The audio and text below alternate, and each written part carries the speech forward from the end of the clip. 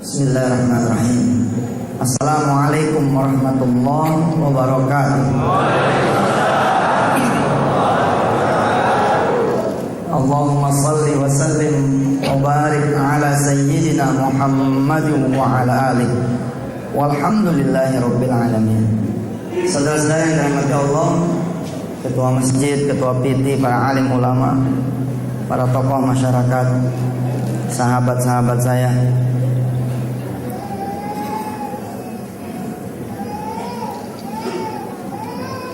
sunnah Rasulullah itu kalau dikerjakan mesti ada kejayaan. Apa aja sunnahnya, apa aja macamnya, kalau dilaksanakan nggak usah banyak, misalkan begitu,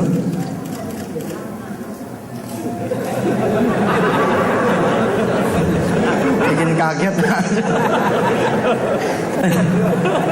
Nggak usah banyak, 1-2 sunnah gitu ya, tapi istiqomah gitu saja, masya Allah. Tapi emang kita ini manusia yang udah jauh dari sunnah. Mudah-mudahan kita tidak termasuk yang disebut sama Allah dan Rasulnya orang-orang yang tidak mencintai Rasulullah Sallallahu Alaihi Wasallam. Man ahya sunnati faqad ahabbani wa man ahabbani kana ma'i fil jannah. Siapa orang yang menghidupkan sunnahku, sungguh dia telah mencintai diriku, kama qala Rasulullah sallallahu alaihi wasallam. Dan barang siapa yang mencintai diriku, kana ma'i fil jannah, maka dia bersamaku nanti di surga. Masya Allah. Buat bapak dan ibu yang jauh rezekinya, yang seret rezekinya, yang miskin, yang hidupnya hancur-hancuran, petik tuh 1-2 sunnah. Wah, subhanallah, berubah hidup secepat yang bapak dan ibu mau.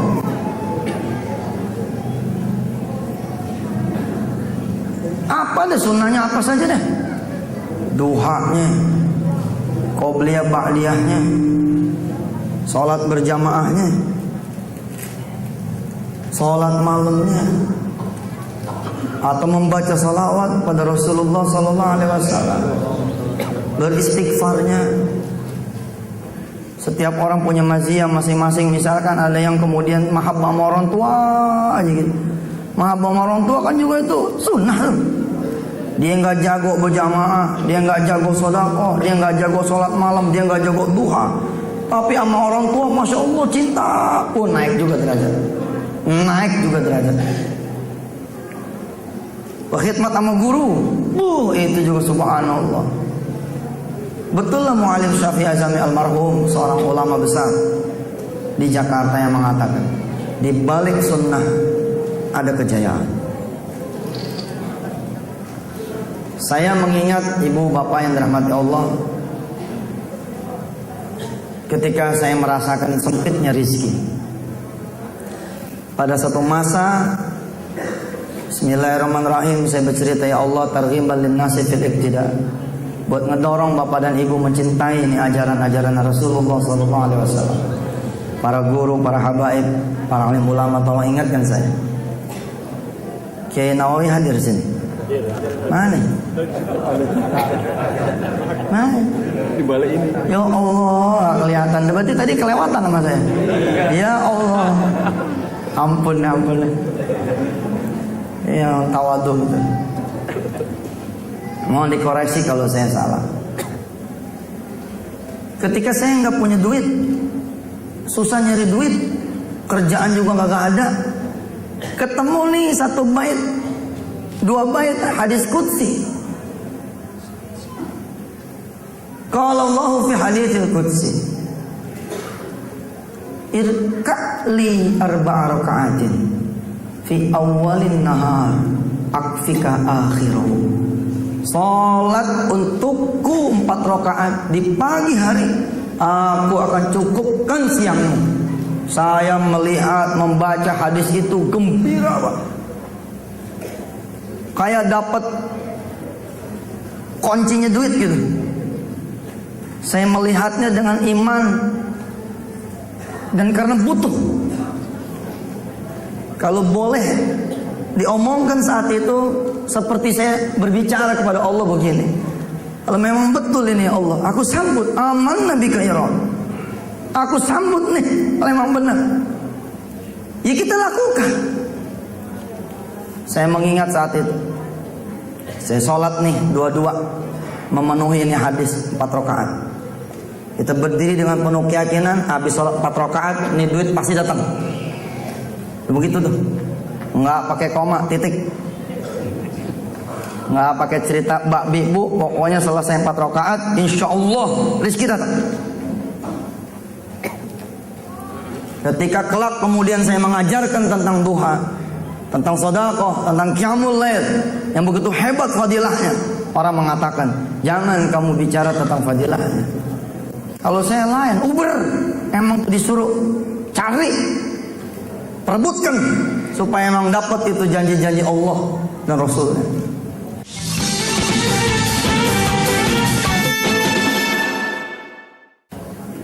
Saya berdiri ini 2 rakaat, sholli sunnatul duha rakaatain.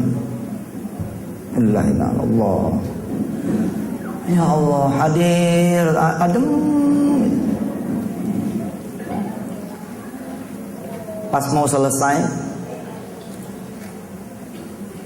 ada suara assalamualaikum. Ini konsentrasi rada buyar. Rakaat kedua nih menjelang tahiyat nih, ada suara assalamualaikum. Assalamualaikum. Wah, ini dia nih duitnya, Bang. Bener. Pak, saya tanya sama Bapak dan Ibu semua, ini khusyuk apa bukan?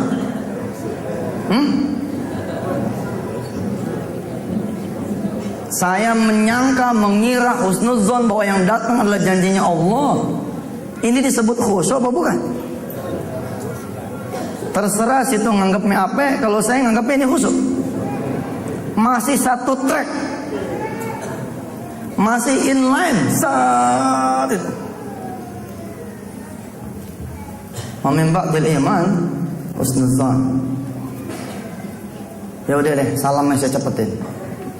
Assalamualaikum warahmatullahi wabarakatuh. Assalamualaikum warahmatullahi wabarakatuh. Kemudian saya jawab tuh salam. Waalaikumsalam. Mau bangun nih, mau bangun. Tapi ingat randonnya 4. Kita baru berapa rakaat? Baru 2. Kalau saya langsung bangun hilang nggak?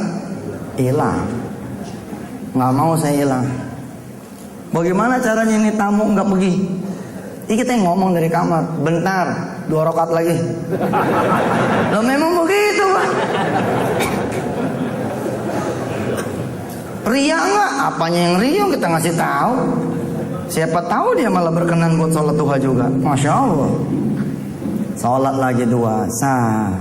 Kali ini lebih anteng, depan udah nungguin. Masya Allah. Selesai salam-salam, doa dikit, doanya sholat duha. Allahumma inna duha'a duha'uka, wal baha'a baha'uka, wal jamala jamaluka, wal quwwata quwwatuka, wal qudrata qudratuka, wal asmata asmatuka. Allahumma in kana rizquna fis samaa'i fa anzilhu, wa in kana fil ardi fa akhrijhu, wa in kana mu'assaran fayassirhu, wa in kana haraman fatahhirhu, wa in kana ba'idan faqarribhu, wa in kana qalilan fakaththirhu.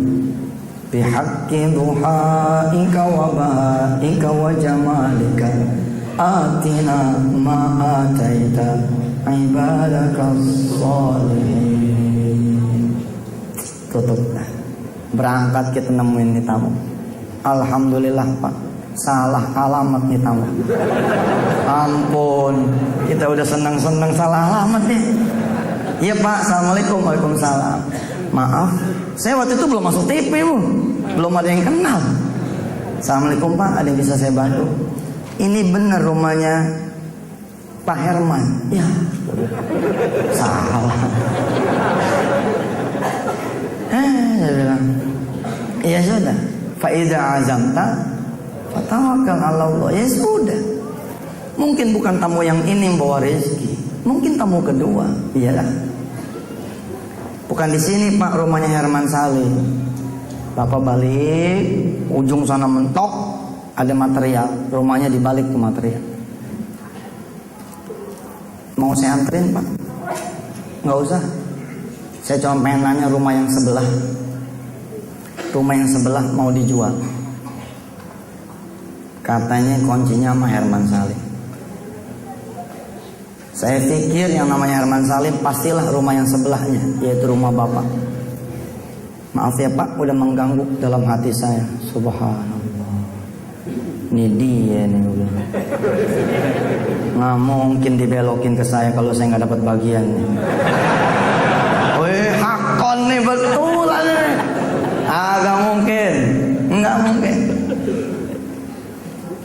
Allahul ladzi khalaqas samawati wal arda wa ma bainahuma fi sittati ayyamin thumma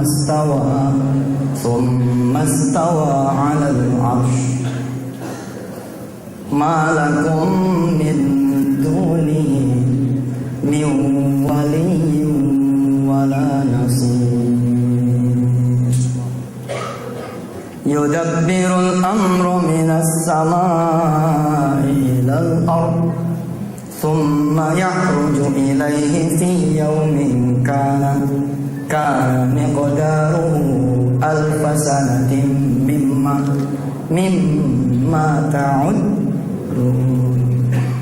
Dzalika 'alimul ghaibi wasyahadatil 'azizur rahim. Ini Allah udah punya kerjaan nih, diaturin orang nih nggak belok ke Herman Salim dulu, belok dulu ke sini supaya apa? Supaya saya dapat bagian. Yakin, karena yakin saya songsong kepergian dia dengan nambahin 2 lagi rakaat. Iya, kita kawal ya Allah. Kayaknya mas saya agak salah. Insya Allah keyakinan saya benar. Ya Rob, kalau ini benar saya siarkan ini tentang Tuhan. Kalau emang ini bener saya jual nih Tuhan sama orang-orang yang pada perlu duit. Ini hadis kagak bohong ada. Kita ikat Allah sama begitu tuh. Jadi kan nggak bakalan meleset nih, ditambahin bebannya dikit. Dan Allah nggak bakalan berkurang dengan saya minta seperti ini. Nggak ada yang berkurang. Benar, kita nggak ngerti cerita tuh rapatnya bagaimana, kita nggak ngerti ceritanya bagaimana. Harganya tuh rumah nggak paham juga bagaimana. Tiba-tiba nongol di depan rumah. Assalamualaikum, waalaikumsalam, dia lagi. Top dah. Masuk, Mama, masuk. Masuk. Ya, doain nih, insya Allah jadi. Bapak ini akan beli jadi tetangga ente. Oh iya, selamat ya Pak, mudah-mudahan memang jadi. Udah. Hari itu juga Pak, insya Allah nih rumah di close. Tuh rumah, insya Allah harganya ya. Jadi 35 orang lebihnya begitu. Dari si penjual ngebagi 10, dari si pembeli ngebagi 10. Saya ingat jumlahnya 55 lah gitu, 55. Jadi jumlahnya 10, 3,5 juta. Herman Salim bilang nih setelah rapi, belah duayaan. Dibelah 2 sama dia. 1,75 jadi bagian saya. 1.750.000. Yang 1.750.000-nya lagi jadi bagian dia. Saat itu saya mulai menyiarkan ke teman-teman yang pada bokek, yang nggak punya duit. Saya bilang, ini paling gampang nyari duit sini. Lo sholat 4 rakaat, 17,5. Ini pengalaman nih. Allah karim. Ada yang menerima, ada yang meledek. Yang meledek begini punya modelnya. Waduh, kalau 4 rakaat 1 hari 17,5, sebulan berapa itu? Ada yang sami'na wa ata'na, emang begitu, namanya berdakwah. Ada yang percaya, ada yang enggak, ya biar aja. Subhanallah. Sementara kita istiqomah saat pasang, kita pelajarin lagi yang lain. Tuh dia, satu sholat duha udah kayak begini modelnya.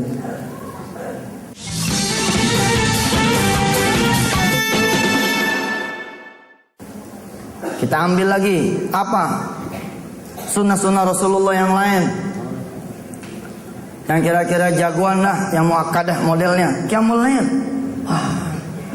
Apalagi dia nih, kepalanya Qiyamul Lail nih, kepalanya sunnah dah tuh.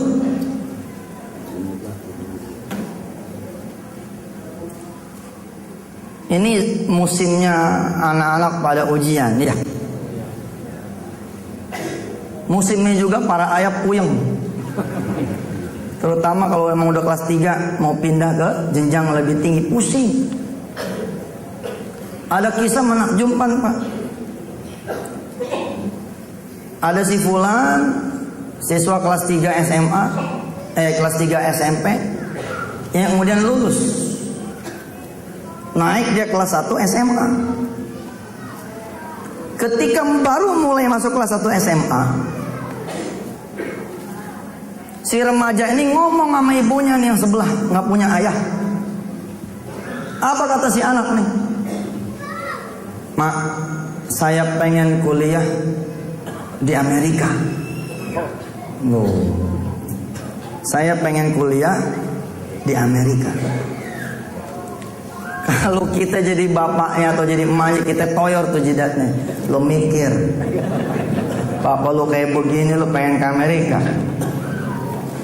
Lihat nak ibumu, lihat nak almarhum ayahmu. Cita-cita boleh tinggi tapi jangan ketinggian, ntar kamu putus asa. Itu kalau kita. Tapi ibunya, ibu yang cinta sama sholat malam, dan ilmu itu diwariskan pada saatnya untuk anak di masa yang tepat, yakni ketika si anak bicara bahwa dia pengen ke Amerika. Apa kata si ibu? Nggak bicara otaknya, nggak bicara kemampuannya, nggak bicara kekuasaan dia, tapi dia bicara tentang Allah Rabbul Jalal yang memiliki bukan cuma Amerika, tapi seluruh dunia dia punya. Walillahil masyriq wal maghrib, fa aina ma tuwallu fatamma wajhullah, innallaha wasi'un 'alim. Allah yang punya dari masyrik sampai maghrib, Allah yang punya. Maka kata ibunya apa? Baik nak, kalau begitu kamu sudah waktunya bangun malam. Kamu minta sama Allah, kalau Allah bisa bukain pintu Amerika buat orang lain, kenapa anak emak enggak? Cakep. Ini kita sedang bicara sunnah, Pak. Yang tadi bicara babut duha, wa hadza babu qiyamul lail. Yang sekarang ini bab qiyamul lail. Kita lihat begitu nih sunnah di template sama anak kemarin sore yang gak ada ilmunya. Kita kan ilmunya ada, tapi bangun enggak. Nah ini masalahnya. Siapa yang nggak tahu namanya orang rajin ke masjid? Insya Allah tahu. Dibanding anak beranak ini, kayaknya mah ilmunya tinggian kita, tapi yakinnya beda. Kadang-kadang kita makin tinggi ilmunya, kurang keyakinan. Mending orang yang sami'na wa ata'na, dikasih jalan, dikasih jalan, dikasih jalan. Nih modelnya. Dijalanin Pak, 52 minggu, 52 malam Jumat dalam 1 tahun dikali 3, kurang lebih 156 kali dia mencatat dia sholat malam bersama ibunya. Sholat malamnya aja udah dahsyat, apalagi doanya diaminin ibunya 3 tahun berturut-turut. Tiba masanya